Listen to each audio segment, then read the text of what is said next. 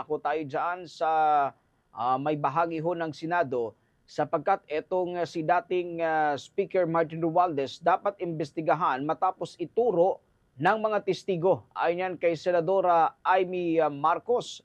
Alamin natin ang iba pang detalye ng balitang yan tinutukan ni Bombo Angelo Aganan.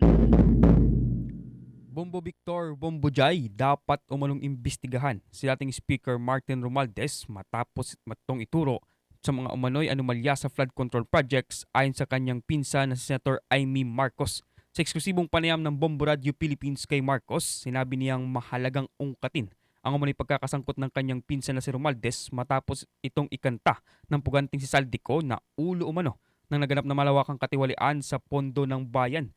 Gayon din ng mga lumutang na 18 individual na nagpapakilalang mga dating sundalo at nagsabing nag-deliver ng mali-malitang pera sa bahay ng dating speaker sa utos niko.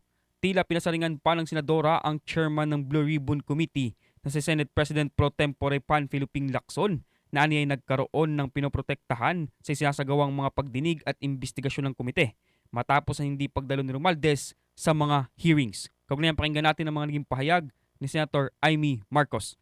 Siya na napakarami, 'di ba? Binanggit siya ni Diskaya, binanggit na rin siya ni Saldico, kahit sabihin natin na hindi under oath at wala rito sa Pilipinas. Ang dami nang nagsabi tungkol sa kanya, yung mga Marines nga, kumpletos recados hanggang kay Presidente Bongbong, may picture sila, may mga dokumento, may mga resibo. Ganun din naman si Saldico, tulad ng sinabi ko kanina, mga numero ng cheque. Nung tinatanong, totoo daw kasi talagang may cheque ganun sa bangko. Kaya kinakailangan ungkatin natin yan at wag na tayo sa technicality at kung ano-ano pang dahilan. Alam naman natin puros palusot kapag ayaw.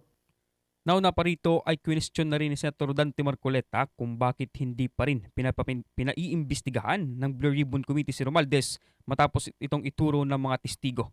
Direta itong question ni Marcoleta kasabay ang paglalahad na mismong Office of the Ombudsman na rin umano ang tumukoy kay Romualdez na mastermind sa flood control scam. Ayon sa complaint affidavit na isinampa ng Ombudsman kina Romualdez at co, nagsabuatan umano ang dalawa sa inilarawang organisadong pandarambong sa mga flood control projects ng Department of Public Works and Highways kung saan umabot ang nakulimbat na pondo sa mahigit 56 billion pesos. Tinuligsa din ni Marcoleta ang paglalagay ni Lacson sa partial report ng Blue Ribbon Committee sa pangalan ni Romualdez sa kategorya ng for fact findings at hindi sa preliminary investigation kung lantaran umano itong itinuturo ng mga testigo at na mismong sangkot sa katiwalian. Kaugnay niyan, pakinggan naman natin si Senator Dante Marcoleta. Ang laki po ng diferensya ng fact-finding investigation sa preliminary investigation. Bakit po yung tinuturo mismo na mastermind, yung pa po yung nasa... Wala po sa preliminary investigation. Nasa fact-finding lang. Ombudsman panel, tags, Romualdez and co. as masterminds. Dito pa lang po sablay na yung report Nandun lang siya sa fact-finding, samantalang ang ombudsman, tinag na po siya, isa sa mastermind. Saan po papunta ang report? Samantala, Bombo Victor Bombo Jay, matatandaan na sinabi ni Lacson na muli niyang iimbitahan sa pagdinig si Romualdez sa oras na may uwi si Saldico sa Pilipinas upang paghaharapin ng mga ito kasabay ang 18 dating sundalo. Hinamon rin ng chairman ng komite ang mga nagtuturo kay Romualdez na maglahad umano ng matibay na ebidensya ng pagkakasangkot ng dating speaker sa flood control scam upang maisama ito sa mga pinaiimbestigahan. Sa ngayon ay wala pang tiyak na schedule para sa muling pagdinig ng komite. Wala din kasiguraduhan kung may babalik pa sa bansa si Ko matapos itong muling makawala sa kustudiya ng Czech Republic at ngayon napapabalitang humihingi ng asylum sa France. Nag-uulat mula dito sa Senado, ako si Bombo Angelo Aganan and this is Bombo Radio Philippines, the #1 and most trusted source of news and information.